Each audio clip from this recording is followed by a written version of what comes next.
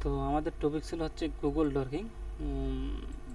তো গুগল ডর্কিংয়ের আমাদের যে টাইপটা বাকি ছিল সেটা হচ্ছে যে আমরা চাইছি যে অ্যাক্সিস ক্যামেরা মানে অ্যাক্সিস যে কোনো একটা ওয়েবসাইটের মানে আমরা অ্যাক্সিস ক্যামেরা সিস্টেমটা আর কি দেখবো। তো এটার জন্য আমি একটা সিস্টেম দিয়েছিলাম যে ইন্টারনেট লাইভ ভিউ, মানে লাইভ কীভাবে ভিউ করা যাবে। তো এই অ্যাক্সিস শব্দটা যে ওয়েবসাইটে আছে সেটা আর কি শো করবে, যেমন হচ্ছে আমাদের অ্যাপেল যেটা এলিয়েন্স কোস্টাল টেকনোলজি যেটা আর কি দেখাইছে, ঠিক আছে।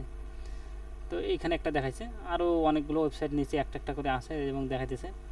তো এটা আমরা আছে যে ফাইন্ডিং ওয়েব ক্যাম বা কন্ট্রোল প্যানেল যেটা আমার সিস্টেমটা আছে এটা আমরা কীভাবে ফাইন্ড করবো, তো এই বিষয়টা। আবার আর একটা জিনিস বাকি ছিল আমাদের, তো সেটা হচ্ছে যে অনেকে আমরা চাই যে কন্ট্রোল কন্ট্রোল যে প্যানেলটা আছে ক্যামেরার বা যে কোনো ওয়েবসাইটে, তো এটা আমরা কীভাবে দেবো। এটা দেখার জন্য আমরা ওই সেম প্রসেস আগের মতোই সেম জাস্ট আইএন ইউআরএল আর এখানে দিলাম কোটেশন, তারপর হচ্ছে আমি দিলাম কন্ট্রোল, যেহেতু কন্ট্রোল প্যান দেখবো কন্ট্রোল, তারপর হচ্ছে যে আমি দিলাম ইউজার ইমেলে, মানে ওদের যে ইউজার ইমেজের যে HTML আছে ইউজার ইমেজের HTML ফর্মটা দেখাবে, তাই আমি দিলাম ইউজার ইমেজ ডট HTML, যদি থাকে তা দেখাবে আর যদি না থাকে নাই।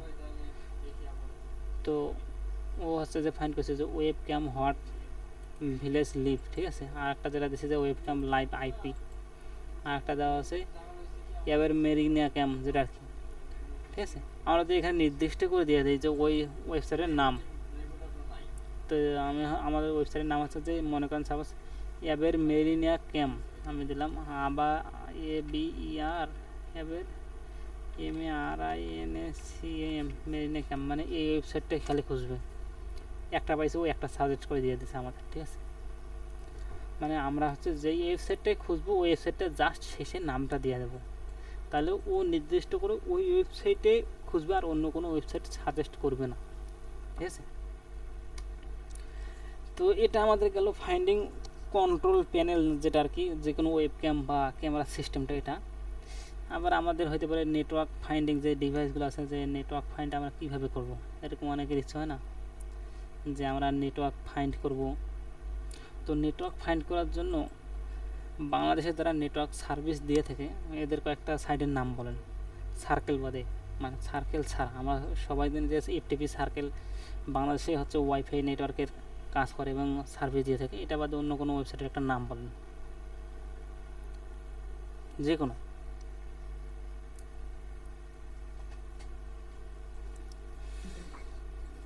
ভাই মনে মনে তো আসতেছে না। মনে না আসলে গুগল ডকুমেন্ট করবেন, কীভাবে করবেন মনে আছে?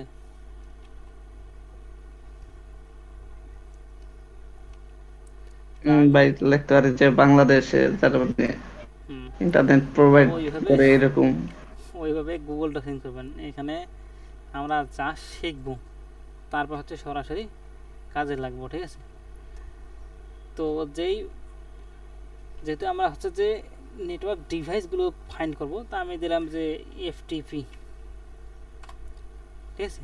FTP যে ডিভাইসগুলো আছে এখানে FTP যা আমি অন্য কিছু দিতে পারি, UDP বা আর অন্য কিছু যেগুলো আছে যা দিলে UDP সব বড় হাতের হবে, UDPও ফাইন্ড করে দিতে আছে।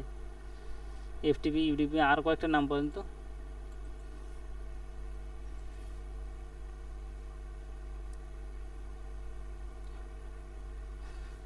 এইচটিটিপি এরকম।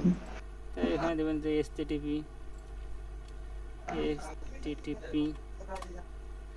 আবার HTTPS, ওই HTTPর অনেকগুলো ফাইন্ড করে দিয়ে দিয়েছে। আবার HTTPS যেটা আর কি এখন চলতেছে রানিং, দিয়ে দেবেন। তো এটা হচ্ছে আমাদের মানে ওয়েব ক্যামেরার যে বিষয়টা, আমরা এখান থেকে চাইলে হচ্ছে যে HTML কীভাবে কাজ করে না করে এটা ওয়েব ক্যামেরা দেখতে পাবো। যেমন এই যে আমাদের আরেকটা দেখাচ্ছে CCTV ক্যামেরা যেটা আর কি, ঠিক আছে। তো আমরা যেহেতু কাজ করতেছি গুগল ডর্কিং নিয়ে, তো আমাদের HTTPSগুলো তো আরও হতে পারে যে আমরা হচ্ছে যে CGI বা ওদের নেটওয়ার্কের যে ক্যামেরা আছে নেটওয়ার্কে, সেটা আমরা ফাইন্ড করবো কীভাবে, বা কতগুলো ডিভিআর কিন্তু একটা কিন্তু ওয়েবসাইটে আছে ডিভিআর, এটা কিন্তু লগ ইন পোর্টাল, ঠিক আছে।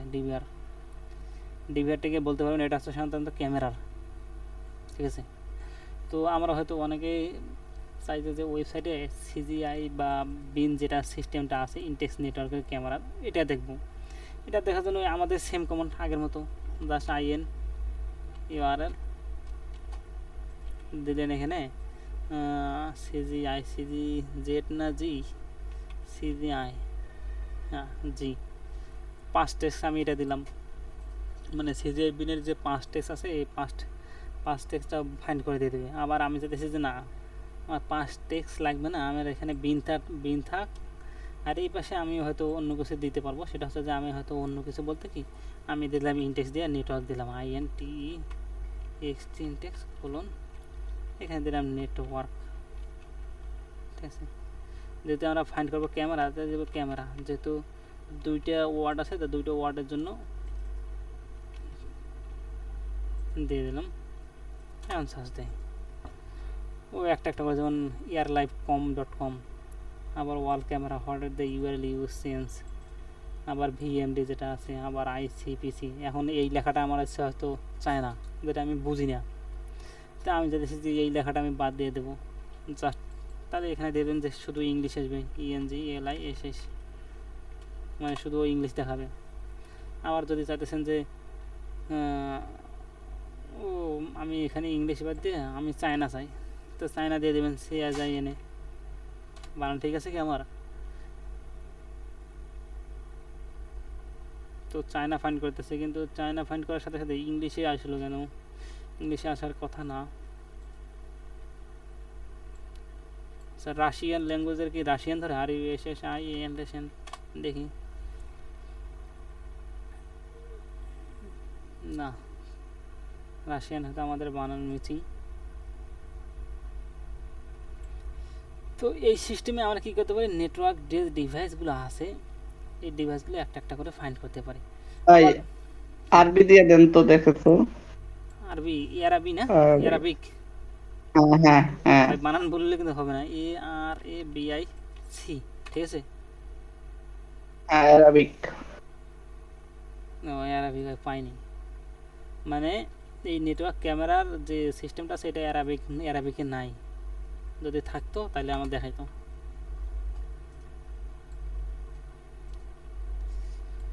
ঠিক আছে, তো এরপরে মনির হয়তো একটা কথা বলছিল যে ভাই এসকিউএল যে আছে, এসকিউএল কীভাবে খুঁজবো? যদিও আমি উপরে দেখাইছিলাম, ঠিক আছে না, যে উপরে আমি একটা এসকিউএল কিন্তু কীভাবে গুগল ডকিং করে এসকিউএল ফাইন্ড করে বা বিভিন্ন বাগ ফাইন্ড করে এগুলো কিন্তু দেখাইছে মোটামুটি। আরও যদি ডিপ আরও যদি ডিপ যাইতে চাও যে ভাই আমি আরও ডিপ শিখবো, যে কতগুলো স্কুল কিন্তু ইরোর দেয়, এই ইরোর দিয়ে কিন্তু বাগ ফাইন্ড করা যায়। তা আমি এই জাস্ট খালি ইরোরটাই দেখবো, যে ফাইন্ডিং এসকিউএল ইরোর, মানে ইরোরটা পাইলে আমার বাগ পাওয়া ইজি হবে। তো প্রথমত আমি কী দিতে হবে, ওই EXT বা ইনটেক্সট, EXT যেটা আর কি ইনটেক্সট, এটা দিলেও হবে ওই সেম। ঠিক আছে, জাস্ট আমরা কোটেশনের ভিতরে দেখাই দেবো SQL, এতটুকুই দিলে আমার SQL ফাইন্ড করবে। এবং যে ওয়েবসাইটে আপনি ফাইন্ড করতেছেন ওই ওয়েবসাইটের নামটা অবশ্যই দিয়ে দেবেন। যেমন এখানে কিন্তু SQL একটা টিউটোরিয়াল দিয়ে দিয়েছে WS3, আমি এখানে দিয়ে দিলাম W3SCSO স্কুল। তো শুধু WS3 SQL খুঁজবে, মানে যেগুলোতে লাগা আছে MySQL, এটা করে WS3, আর কিন্তু কোনো কিছু ফাইন্ড করবে না। ঠিক আছে, আবার যদি চাই যে ভাই ইরোর না, মানে এসকিউএল যে ইরোর পার্টটা আছে, ইরোর পার্টটা কীভাবে করবো? তো ইরোর পার্টটা করার জন্য আমার ওই সেম ফরম্যাট INTEXT ইনটেক্স দেওয়ার পর আমি এখানে সাপোজ কোটেশন দেবো, তো কোটেশন দেওয়ার পর আমি এখানে দিলাম যে যেহেতু আমার ইরোরটা কী করবে, ওয়ার্নিং দিবে, তা আমি দিলাম ওয়ার্নিং, WARNING ওয়ার্নিং। ঠিক আছে, এখন কি ওয়ার্নিং দেবে, কোন ওয়েবসাইটে MySQL যেগুলো সাপোজ আছে, MySQL DBS মানে MongoDB আছে না, নাম তো হয়তো শুনছেন অনেকে, MySQL। আমি এখানে দিলাম MySQL থেকে MongoDB, এখানে আমি কানেক্ট, মানে আমাকে কানেক্ট করে দিবে CONNECT। এখন স্কুলের একটা কিন্তু পার্ট থাকে, তো আমি এখানে দিলাম একটা অপারেটর দিয়ে দিলাম, দেখি ও খুঁজুক। তো আমাদের কিন্তু ওয়ার্নিং কানেক্টের একটা MySQL যে ফর্ম আছে এটা কিন্তু দিয়ে দিচ্ছে যে স্টেক ওভারফ্লো, আবার দেওয়া আছে সিনোলজি কমিউনিটি, আরও নিচে কিন্তু দেওয়া আছে অনেক। তো এটা আমাদের এগুলো হচ্ছে যে SQL ইরোর ফাইন্ডিংয়ের। ঠিক আছে, আবার হয়তো আমাদের কী করতে পারি যে কতগুলো ওয়েবসাইটের বা আমরা কী করতে, মানে অন্য কারো ইমেল সার্চ করতে পারি না যে আমাদের অমুক ইমেলটার দরকার, যে ওই ইমেলটা ওয়েবসাইটে আছে কি না, এরকম তো হয় নাকি। ইমেল সার্চ কীভাবে করবেন, ওই সেম ফরম্যাট, সাইট দিয়ে ওয়েবসাইটের নাম দেবেন, তারপর দিবেন যে ইনটেক্স দিয়ে @ইমেলের যে নামটা আছে সেটা দেবেন। এটা কি দেখাই দেওয়া লাগবে? না ভাই, প্রথমে হলো সাইট সাইট ধরেন যে ভাই google.com দিলাম, তারপর ইনটেক্সট, দেন ইনটেক্সটের মধ্যে যেমন দিলাম যে আমার ইমেলটা দিয়ে দেখলাম যে আমারটা আছে কিনা। হ্যাঁ, @gmail.com সবার লাস্টে দিয়ে দেবেন, @gmail.com। যেহেতু গুগলের মধ্যে খুঁজতেছেন, দিলে হবে।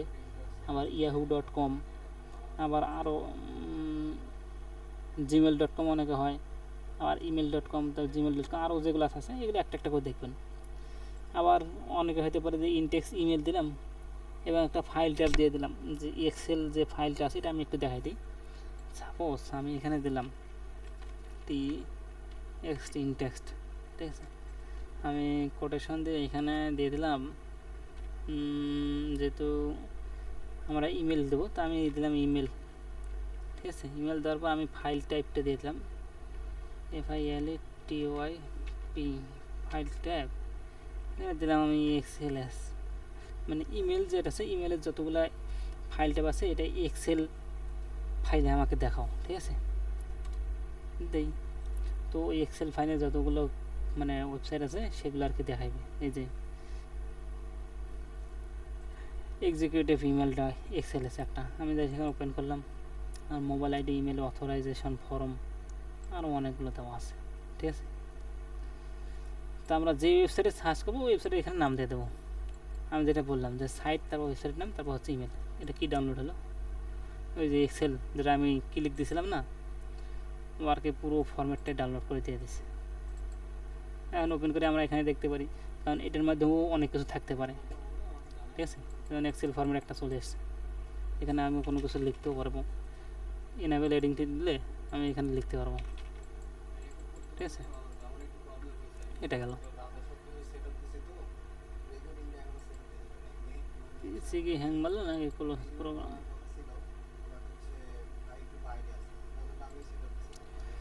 তো এটা গেল। এরপর হচ্ছে আমরা হচ্ছে যে মিসকনফিগারেশন ডিকশনারি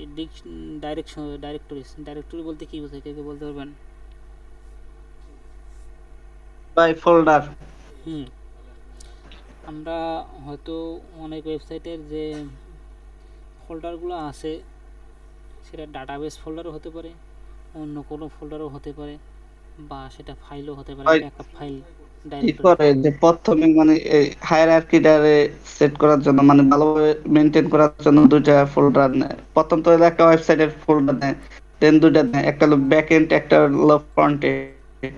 তারপর আবার ফ্রন্ট এন্ডের মধ্যে যেমন হলো HTML গুলা একটার মধ্যে রাখে, ওটার আবার HTML ফোল্ডার লেখে, CSS গুলা এমন আলাদা আলাদা, সবকিছুর জন্য আলাদা আলাদা ফোল্ডার করে। তা তো অবশ্যই করবে, কারণ প্রতিটা পার্ট হচ্ছে আলাদা আলাদা। যেমন আমার একটা ইমেজ আমরা কিন্তু অনেক ফরম্যাটে নিতে পারি, জেপিজি, পিএনজি, আবার আরও অনেক ফরম্যাট আছে। যদি PSP ফরম্যাটে নেই তখন তার ফরম্যাট চেঞ্জ হয়ে যাবে। ফাইলে যদি নেই .txt লাগে দেয় মানে PNG শেষে, এটা আর একটা ফরম্যাট নিয়ে নেবে। ডক্স যদি দিয়ে দেয় DOC, এটা আর একটা ফরম্যাট নিয়ে নেবে। আবার এক্সেল যদি লাগা দেয় এটা আর একটা ফরম্যাট নিয়ে নেবে। তো প্রতিটা পার্ট নির্ভর করতেছে ওই ডটের পরে, মানে ফাইল বা ফাইলের ডটের আগে যে নামটা থাকে। যেমন আমি এখানে দেখাই দিই হচ্ছে গুগল বোট, যেটা গুগল বোট, হোয়াইট বোর্ড দিলে হয়, দেখি। আচ্ছা, জ্যাম বোর্ড হলে চলবে, সমস্যা নাই, লাগবে না, কাটে দিই। আচ্ছা, তাতে এটা লোড নিক, আমি হচ্ছে আর একটা টাইপ দেখাই দিই। তো আমরা হচ্ছে অনেক কী করি যে ডাইরেক্টলি দেখি, ওই মনির যেটা কথা বললো, ঠিক আছে, যে কতগুলো ওয়েবসাইট ডাটাবেস SQL আছে, আবার হচ্ছে কনফিগার ব্যাক যেটা PSP আছে, কনফিগ ব্যাক যেটা কি, এটা দেখবো। এটা আবার এই ফরম্যাট হোয়াইট বোর্ড হোয়াইট।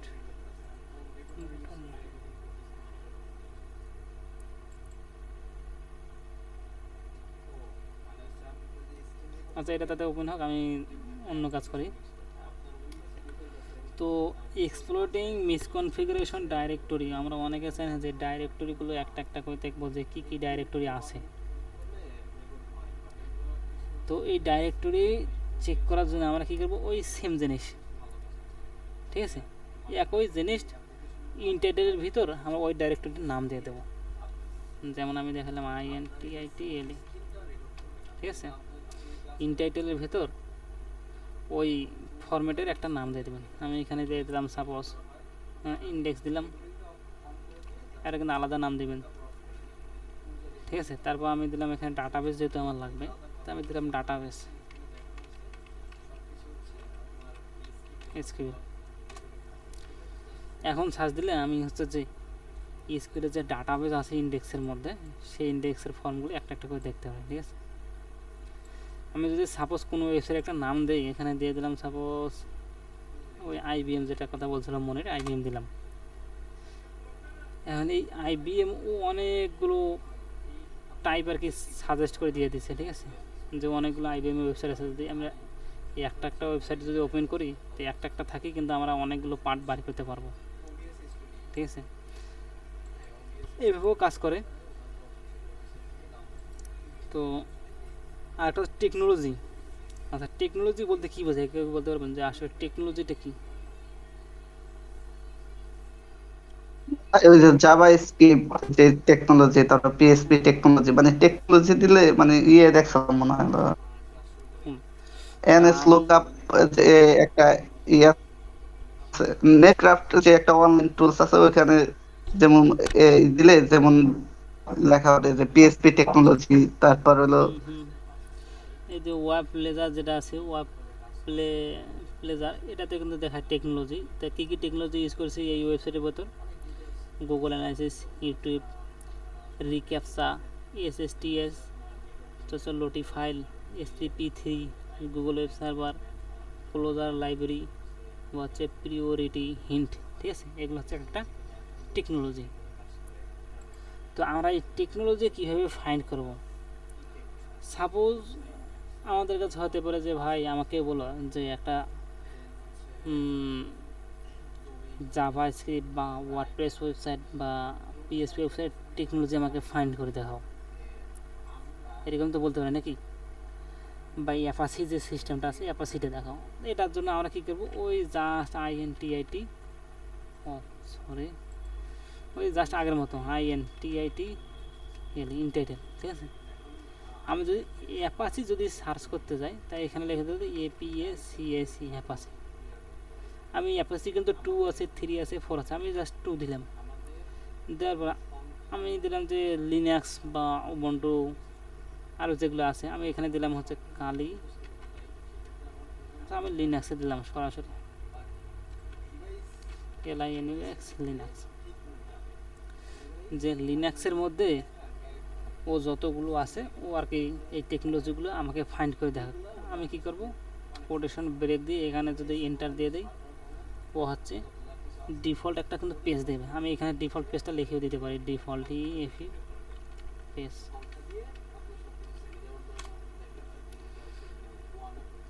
ও কিন্তু কী করছে যে উবুন্টু উবুন্টু কিন্তু লিনাক্স কিন্তু একই, ঠিক আছে, যে লিনাক্স 2 অ্যাপাসি, আবার দেওয়া আছে ASK উবুন্টু, আবার অ্যাপাসি Ubuntu default page show up. তো আমরা যে টেকনোলজি, কিন্তু টেকনোলজি, এদের টেকনোলজি কীভাবে ফাইন্ড করবো, এই বিষয়টা হচ্ছে আমরা এইভাবে সার্চ করি, টেকনোলজি এক একটা করে ফাইন্ড করতে পারবো, ঠিক আছে। আবার যদি সার্ভার, ওই যে মনির বলছিল যে ভাই সার্ভার মানে .env যে সিস্টেমটা আছে, এই সার্ভার আমরা কীভাবে ফাইন্ড করব, ঠিক আছে। সার্ভার ফাইন্ড করার জন্য সার্ভার কিন্তু খুব গুরুত্বপূর্ণ জিনিস। যখন কোনো ওয়েবসাইটে ENV পাবেন, এটাতে কিন্তু পাসওয়ার্ড, ইমেল আইডি, ওদের সার্ভারের সেভ করা পাসওয়ার্ড, সার্ভারের সেভ করা ইউজার নাম, এগুলো কিন্তু সেভ করা থাকে ENV ফাইলের ভেতর, ঠিক আছে। তো পোর্ট নাম্বার দেওয়া থাকে ভাই, সব কিছুই দেওয়া থাকে, সব কিছুই, মানে সবথেকে গুরুত্বপূর্ণ তথ্যগুলো থাকে .env ফাইল যেটা থাকে ওইটার ভিতরে। আমি এখানে যা দিলাম FILE ফাইল টাইপটা দিয়ে দিলাম। কি দেবো, যেহেতু আমি ENV দেবো তাহলে আমি দেবো ENV। ঠিক আছে, আমি দিলাম এখানে ইনটেক্সট। ইনটেক্সের ভিতরে আমি দিলাম যে অ্যাপ স্ল্যাশ ENV একটা কিন্তু আছে সার্ভার। এই সার্ভারের কী করবে, আমাকে ENV ফাইলটা আমাকে ফাইন্ড করে দেখাবে যদি থাকে। এই যে ডেমো ENV মেইন, ঠিক আছে। আবার এই যে app.env, ও কিন্তু আমার ওই সার্ভারগুলো আছে। আবার দেখা যাচ্ছে পটক্রি API, BG API, আমার API ENV। তো আমার এই জিনিসটা দেখাচ্ছে, ঠিক আছে। ইনটেক্সের ভিতরে আমরা অন্য সার্ভারের নামও দিতে পারি। এটা কিন্তু সম্পূর্ণ আমাদের যেই সার্ভারে দেখতে যাবো সেই সার্ভারের নামটা এখানে দিতে হবে, ঠিক আছে। তো আমরা যদি চাই যে ভাই আরও আমরা ডিপ সার্চ করবো ডিপ সার্ভারের জন্য, সেটা কিন্তু ফাইল টাইপ আমার ওই same FILE TOYP file type আমি কোলন দিলাম যে XML দিয়ে আমি কোটেশনের ভিতরে আমি দিলাম সাপোজ এখানে ডাটাবেসে দিলাম DATABAS ডাটাবেস। যে XML যে ফাইলটা আছে XML ফাইলটার মধ্যে ডাটাবেসগুলো ও একটা একটা করে দেখাবে। আমি যদি এখানে দিই, ঠিক আছে, ও ডাটাবেস প্রিন্ট করা যেটা আর কি, এটা একটা দেখাইছে। আবার আলফা, আবার স্টার্ট SQL, MySQL হোস্টিং, ঠিক আছে। আবার এটা একটা, ও কিন্তু আমাদের কিন্তু ডাটাবেসগুলো একটা একটা একটা করেই ফাইন্ড করে দিয়ে দিতে আছে, ঠিক আছে। আর একটা সিস্টেম আছে আমার সুদান, SSODN, sudan.io।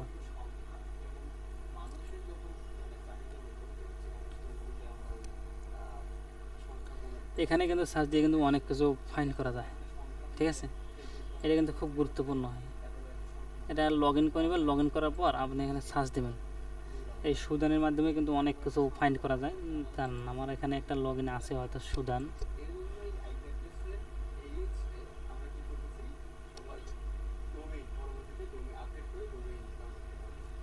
সুদান আছে কিনা, dorking.io,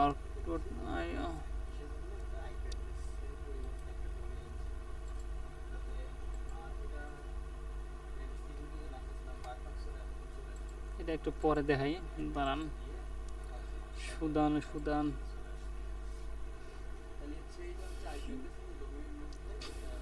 dork.io।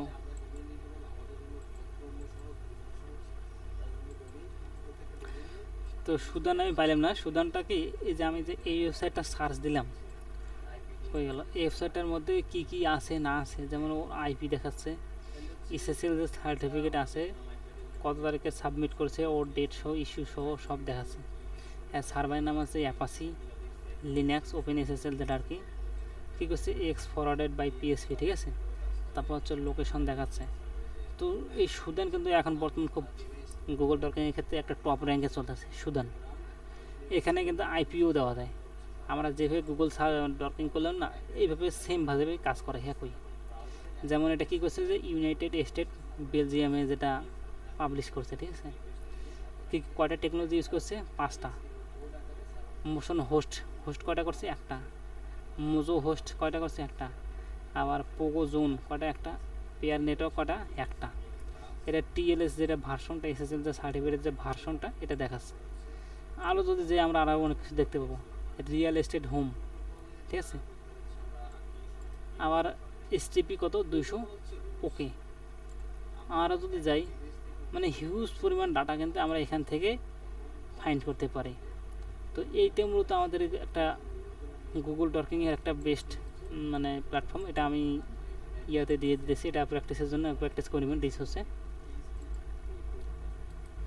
আর একটা সিস্টেম আমার বাকি আছে, সেটা হচ্ছে শর্টকাটে গুগল ডকিং কীভাবে করবেন। যে আমরা অনেকে দেখা যায় গুগল ডকিং শর্টকাটে করব। এখানে জাস্ট ওই ওয়েবসাইটের নামটা দিয়ে দেবেন, আর কিচ্ছু না, ঠিক আছে। আমি এখানে জাস্ট নাম দেব কোহো বা ডারাস,